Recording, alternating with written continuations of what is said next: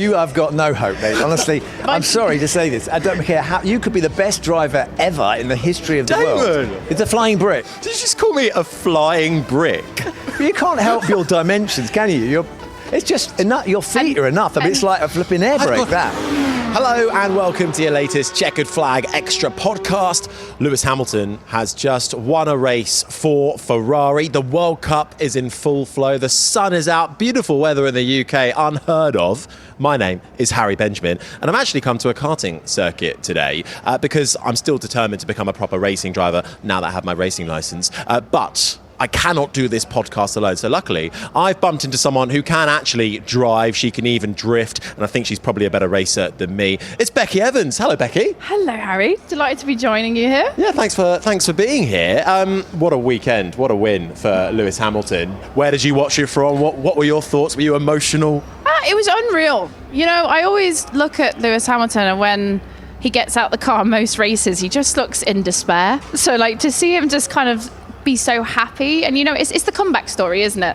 He's had to fight so hard in a position that people maybe didn't think that he'd be able to push forwards, and here he is back on his A game. Yeah. Uncle is back. 41 years old, and he's still got it. New hair, new podium. New hair, but maybe that is the lucky charm, or is it Kim K? I don't know. I think he's in a good place in his life right now. Not that I mean, this is a real hot take on it because, obviously, I don't have a bird's eye view into it, but I think he just looks like he's having a good time. He's enjoying himself. But that's so important. He's got new energy. Yeah, he's all about that though, isn't he? And it's not just. I mean, look, all that everyone's spoken about the stats, how long it's been since his last win, the fact it's with Ferrari, makes it emotional. They seem to be firing on all cylinders at the moment. But it's the fact that it's Lewis Hamilton. He is arguably bigger than the sport, right? Is that what makes this so much more emotional than normal? I think it's a collection of things. I think, like I said, everybody loves an underdog, loves a comeback story, and I think he was so successful, and then he obviously had the situation with his 8th championship, or 9th championship. You want to open that can of worms again? But then, he went to Ferrari and everyone thought this was like a retirement plan, right? And they were just like, oh, he's going to pop around, have the crack, and then just go on. But now he's here, he's fighting, and they're listening to him, and you can see that he's really starting to get somewhere, and it's resulted in a podium for him. And like you said, it's been a long time since he won a race. And I just think it's good. I'm happy for him. When you're just like, go on, girl. I don't think there was a dry... I mean, I was there. I don't think there was a quiet or a dry eye in the house. I remember coming out of the commentary box and it was a sea of red. You could hear the Italian national anthem and the British national anthem. Everyone in the fans and the grandstands had come out onto the track. The invasion underneath the podium. It was electric. Maybe I'm just less emotional than you. I just looked at the screen and was like, go on. Nice. Yeah. Solid. Well done. Well done, Lewis. What I did, I was like, good man. I mean, look, I think this will be a pivotal moment in not only actually in this season, probably in Formula One history. This will go down in the record books, how big it is. But look, we should probably say as well, I obviously mentioned we're karting here today. We're in front of a certain British World Champions Williams Formula One car. We're going to be joined by that certain British World Champion later on in the show to discuss everything Hamilton and why we are here karting. But overall, I think we've got another week off before we go racing again. What do you think? Is this Hamilton on a charge now? I think once you get that bit of confidence, you see it with a lot of drivers, and once they've got that win under their belt, they kind of get a bit, they start to believe in themselves a bit. I think racing, it really is a war of attrition for your mind, because you'll have real highs and then the lows are just so crushing. So when you have a high, you can carry that forward. It just gives you that confidence, and I think he is really he's going to be on one, I think, next weekend. I think we're going to be talking about this moment for a very long time to come. Obviously, after the weekend, social media has been flying. We've had a lot of hot takes come in that we're going to take a look at right now. But I did think if we're going to do this, I'm going to grab somebody. I've got Abby Eaton with us. She's going to help us put the car on the podium this afternoon. But we thought, you know what? Bring her into the podcast. Abby, welcome. No pressure then. Oh, no, I mean, I think we're good. I mean, she went out there and put a 52 down. I'm doing a 53, and I was very happy with that. And we have got Damon as well. We've got Damon. Yeah, to be fair. I'm in the 2-minute mark. Is that not good? Yeah, but you can fire people off. Yeah. So we have to be like wary of you. He's an active chicane. Like, I'll break myself. Yeah, I'm by actually trying to not fight racing. you I'm off. just here to make all of your lives harder. So But it is a non-contact sport, lest we forget. apparently. So let's jump in with these hot takes. Yes. This is where people are sending in their thoughts, just flying thoughts. we like them. We like them. One of the top ones, somebody said, Jack Leonard 09, in the next 2 to 3 races, I believe the Mercedes cars will crash into each other. I think it's getting testy out there. I think there's gonna. George is not happy. Highly probable. We saw a little bit of it at Canada as well, didn't we, already? I mean, at Canada, I thought that was where it was going to happen. Yeah. And then, obviously, then kind of Monaco, you can't really go side by side. But then I thought the weekend just gone, it was going to happen because George is on the back foot now. And he's got this young hot shot who everybody loves. The team surrounds him with love and everything. Yeah. Surely 10 years ago was when Nico Rosberg and Lewis Hamilton came together in Barcelona. I honestly thought we were going to get take written in two. the stars, yeah, exactly. But, you know, what's the next race? Austria? I think it could be possible. George is going to put his elbows out at some point. Is it going to be George going into Kimi?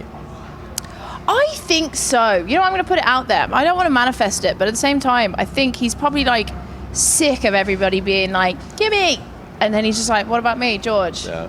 You know? I'm going to go the other way and say it's probably going to be Kimi. Not on a, more of a, if he gets behind George, a bit of a frustration because he'll probably potentially be the quicker car. Yep. And there's going to be a bit of argy-bargy to get to the front. I don't think it's going to be, obviously, nothing intentional, but maybe just a lack of experience maybe coming into it. But he's been doing all right so far. I'll give him that. Interestingly, that was another hot take. Kimi has George on pace, but George has him on experience, and pace is more valuable. Would you agree with that? It's a long season.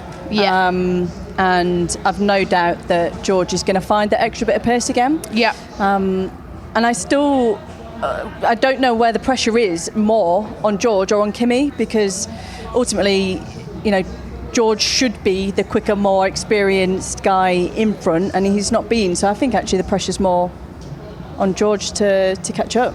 Yeah, I mean, I agree. I think what we saw based off of last weekend, actually George really fought back. He was quicker than Kimi up until the race and then got overtaken by Kimi. Yeah, so it's got hurt. While I think Kimi does have the more outright pace right now, George does have maybe a more calmer head when it comes to like wheel-to-wheel fighting, so maybe that's where it will swing back his way. But I remember saying at the start of the year, I think we'll have a title fight between the two Mercedes, and I think based off experience George will get it, because Kimi, he's still quite young, second year, prone to making mistakes.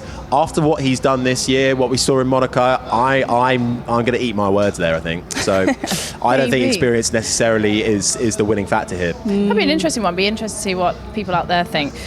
Obviously, we've got to talk about Lewis. There's a lot of hot takes about Lewis. Yeah. Logan J. Watson says, I think Hamilton is back. Let's go. Do you think this is the return, the rise of the Phoenix, so to say, for Hamilton? I mean, it's brilliant for everybody involved. Yeah, 100%. I think there are a few track-specific things that helped him along the way, but ultimately he is feeling we're a world apart from where we were last year with Lewis Hamilton and Ferrari. And I think that will be significant. There's a reason he's second in the championship right now. Splits the two Mercedes. And you know what? I think Lando Norris alluded to it. If Ferrari, who will get like a little engine upgrade later this year, all they need is a bit more of a tune-up. And my word, Hamilton's in the game here. Yeah. I love the simplicity. Just a little tune. That's what they do. This is a dial, right? And you just turn it up. Just bit of summit. Just give it the choke. Do you know what a choke is? I think it's been coming for a while, though. I'm a hasn't bit it? young for that. Do these carts have a choke? I don't know. Okay, so another one that we had, Scott Willis says, I think Antonelli needs to watch his tail now.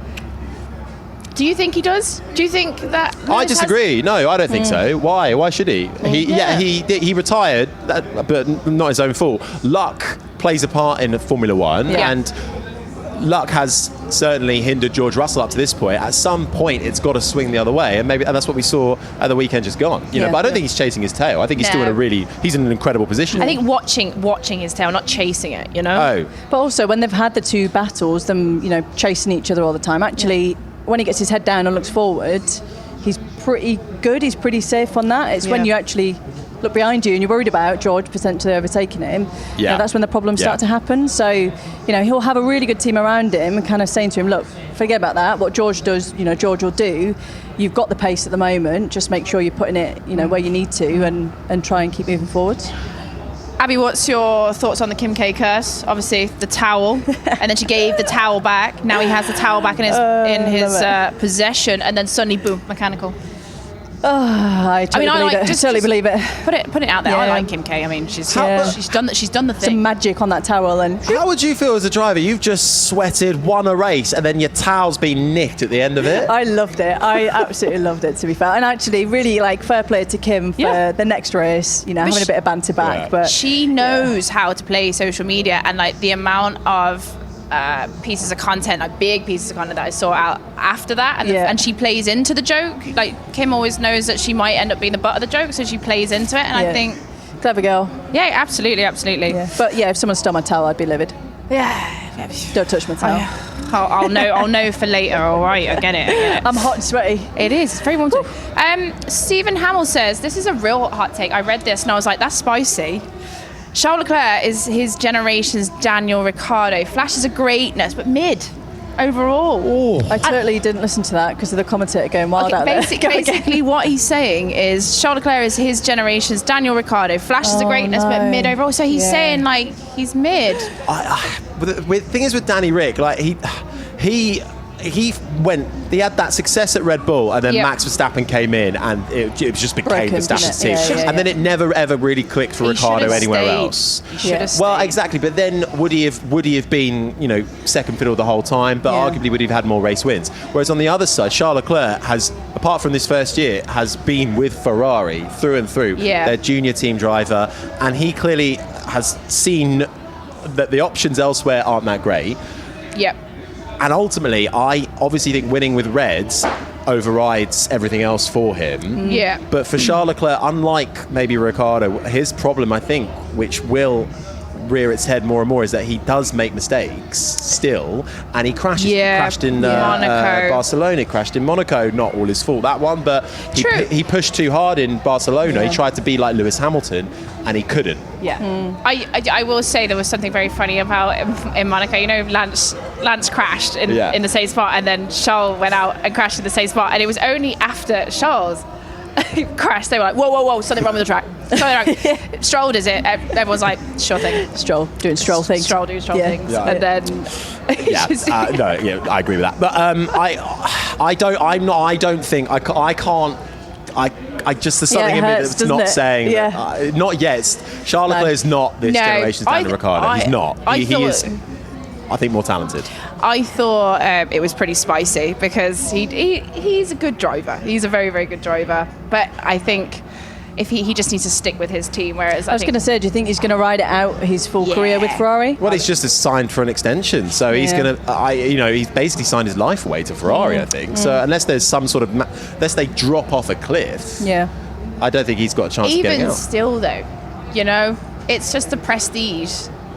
It's the prestige. Of winning with Red is what Sebastian Vettel said it. Everybody's a Ferrari fan, whether you drive for Mercedes, McLaren, Red Bull, whatever. And I think for Charles Leclerc, I still think the best is yet to come. And being alongside Hamilton, I think he will raise his game even more. I think it's put Hamilton going to Ferrari's put a lot more energy back in the team again, and just ignited that fire again. And Charles is there on the inside and can see actually.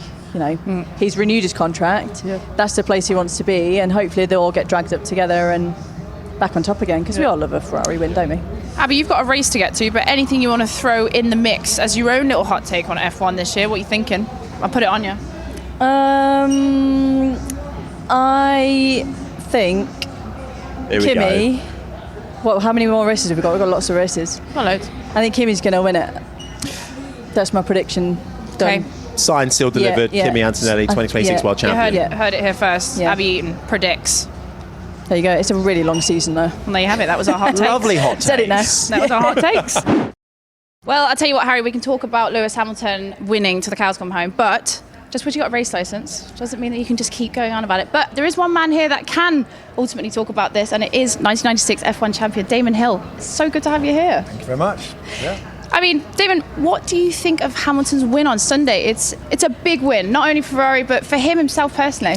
It's wonderful, I think, is the only way I'd describe it. I mean, it's a dream of his to recapture, let's be honest, it's to recapture an opportunity to win his 8th title that was cruelly denied him. So he's in now with at least a sniff of being able to win races. He's won one, and now he's also second in the World Championship. So game on, I'd say.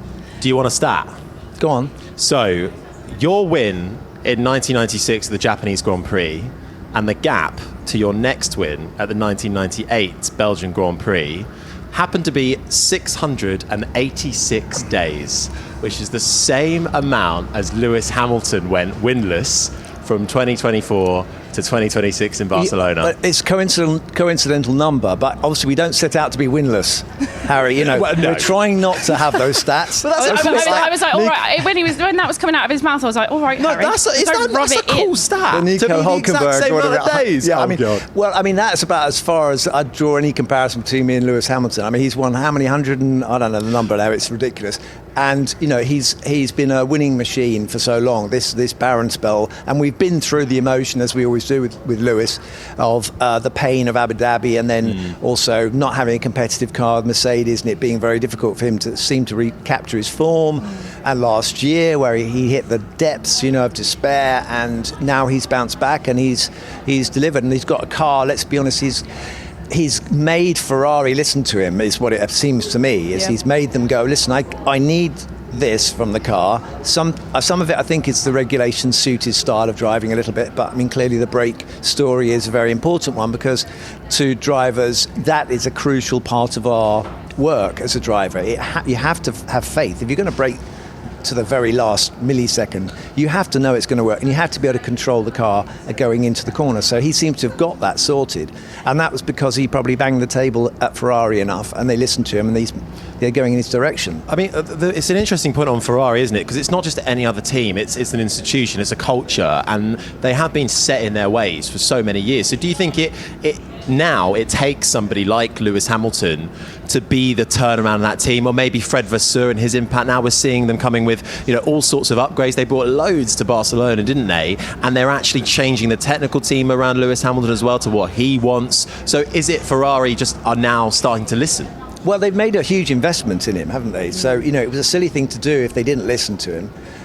But the doubt, I suppose, in their mind was, has he still got it themselves? You know, they needed proof that as well that he could deliver if they put all this investment and time in. But they've done it, and Fred Vasseur is a very, very valuable ally in that department, because he will be able to see Lewis and knows Lewis from the very early days, and he can say to Ferrari, listen, you've got to give him what he wants, or you know, Lewis will be alone in that organisation, and it's not a place where you want to be alone. You know, there's so much pressure on Ferrari that they sometimes look a bit lost and are like they need direction. And when a driver starts to ask for the direction, that's not typically something they're comfortable with. You know, with Michael, he managed to drive the direction, but he had Ross Brawn there. So in effect, I suppose you could say Fred Vasseur is Lewis's Ross Brawn. It was so wonderful to see him get out and actually have tears of joy. You know how much that meant to him, like obviously what the feedback that he was giving to the team, the 3-stop strategy, like everything managed to work for them this weekend. And I think for him, it's just relief. Yeah, definitely relief. And also he puts himself under a lot of stress and pressure, because he has, from a very early age, set himself goals and dreams that he wants to fulfill. And I expect he probably wondered how the story was going to end. And, you know, if it had ended without him ever winning at Ferrari and getting to the end of this season and it looked a bit sad, that would be difficult for him to swallow. And I think he's now put that to bed, that nightmare, and now the dream is back on. Last year we were talking about, is he going to retire? Is he going to get himself out of this hole? I remember Budapest last year was a proper low for Hamilton. Now, are we asking the question, okay, there's still a fair gap to Kimi Antonelli at the top of the championship, but is Hamilton a contender for the 2026 title now. Listen, I think it's a very tight championship. I mean, I think there's going to be some ebbing and flowing. That people still have development packages to come. Ferrari put theirs on. It's done what they hoped for. It's given them a faster car. McLaren are looking enviously now at Ferrari and saying, they've done something right. They're the people to catch now. So they've done an incredible job. And when you bring in a new regulation, there's a lot of low-hanging fruit, and they're definitely harvesting those at the moment. So it could be someone would leapfrog them. Maybe Red Bull will suddenly leapfrog. So the championship is far from clear. Yeah. And Kimi has had an awfully good run early in the season with no bad luck. Now he's had one bit of bad luck. Yeah. We're going to have wet races out there. People are going to spin off. We're going to have more mechanical failures. It's like Fred Vasseur said, listen, this is just one race. Let's not get too carried away. But it's a great story. I mean, it's great. It's the Lewis continuation of that dream story, isn't it? Well, we've got to talk about the all-British podium at the weekend. I mean, 3 British drivers. We obviously had Norris, Russell and Hamilton up there. But the last time they had an all-British podium was 1968. And I'm pretty sure it was your dad that was on that one. Yes, that's right. It was my dad, Jackie Stewart, won the race. I think my dad, and then John Surtees as well. So, but they didn't have a podium back there. So the pictures of the 3 Brits standing on the podium with the Union flag above them was fantastic. Sadly, they didn't do that back in 1968. So was that when they had the reefs around them, or whatever they're called? They used to give them what my dad used to describe as a privet hedge. Basically, it was a winner's laurel, not. I think a wreath is what you get when there's something awful happens. I was going to say, I feel like that's like a Christmas thing. What's the thing you stick up on your front door at Christmas? A wreath. Yeah, okay. It's a bigger one, no? Yeah, they were very big. They literally were hedges. He's uncultured. Yeah. Sorry. But they did look amazing. But, they didn't have... They were doing it for the camera then. They weren't doing it for television because it wasn't... Hardly any of them were televised. Yeah. Well, I mean, there were a lot of... coincidental stats, but still underlines what an incredible weekend Barcelona was. And I mean, we got a week off now before we go to Austria, so we'll see who bounces back there. We should probably address, we've already sort of said we're karting today, and we are in our overalls. We're sat in front of your Williams, Damon. Why are we here, Damon? Do you want to let us know? I don't know. Why are you here? Well, that's a good point, actually. But anyway, I know why I'm here. Why are you here, because it's Damon? the Damon Hill Karting Challenge for Halo, which is the charity that I helped start about 20 years ago for people with learning disabilities, young people who have they've run out, or the state has run out of ability to provide them with things to do. So we do the rest now. We get them. So we had our young people out there karting today. It was fantastic. We had about 15 of them out there in karts, and you can imagine that was brilliant for them. But we do all sorts of activities. So it's a fundraising kart day. And we've got lots of really generous people out there having fun in karts.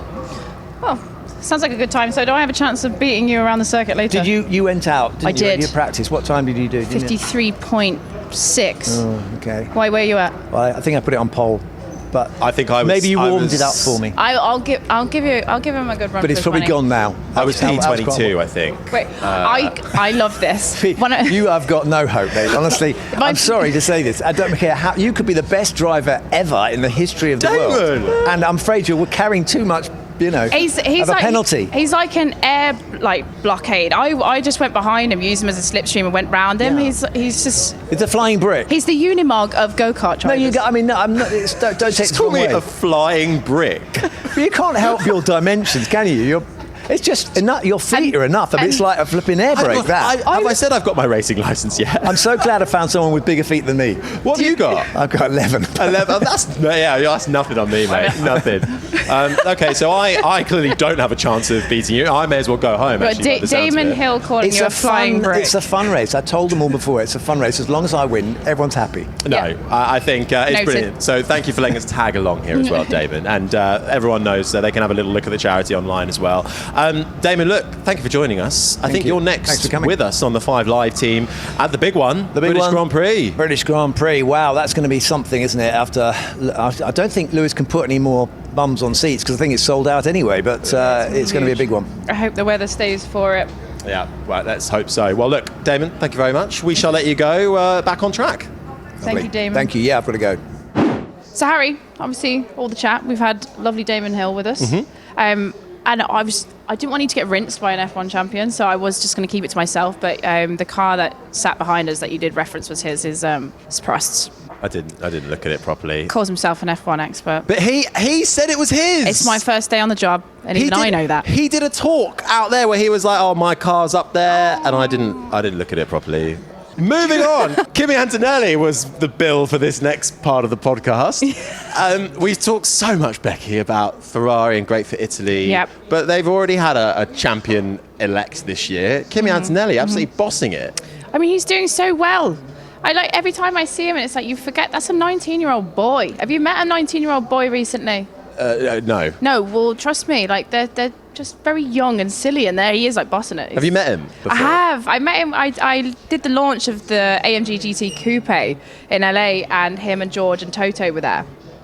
And Toto, charming as ever, George was like, "Hello," and he was just like, and Kimi was really sweet. He just like you said, went round and shook everybody's hand, and he just seems really happy to be here. You know what I mean? You know, he's just having a great time in life right now. He's like, I'm 19, I'm winning races, I've got lots of points in the bag, and I'm just being a kid, except my life is mental. I wonder if it's a bit of naivety, but not, just innocence maybe is the better word, because there's press conferences on a Thursday ahead of every race weekend, right? Yeah. And a guy called Tom Clarkson hosts them. Yeah. And the one in Barcelona, so Kimi comes in first, and straight away he sits down, like really quite energetic, sat on the seat, his legs sort of swing, and then he goes, "Hey Tom," like really, like just so he's like, "How are you? How's the marathon?" Like he knew like that Tom had run the London Marathon and stuff like this, and wanted to ask all these questions. He was just so engaged and like a lovely guy.